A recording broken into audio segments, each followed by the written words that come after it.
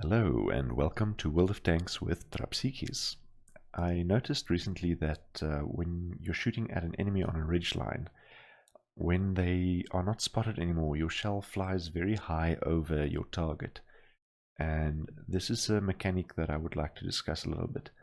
So when you sight a gun, you've got your near zero and your far zero.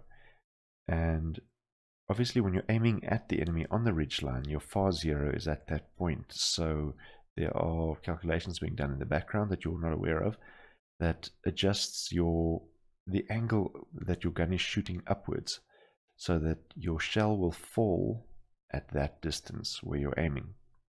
But when the enemy is not spotted, then the game cannot give you any clues that there was an enemy or there's an enemy there. So obviously you will be aiming at the next piece of terrain in that line of sight.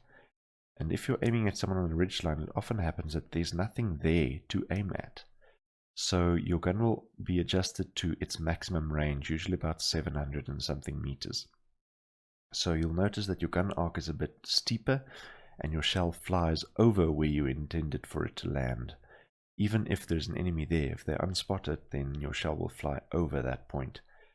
And obviously, depending on the different guns and the shell velocities, this arc might be higher or lower. So I've exaggerated these points just for clarification or just for demonstration purposes.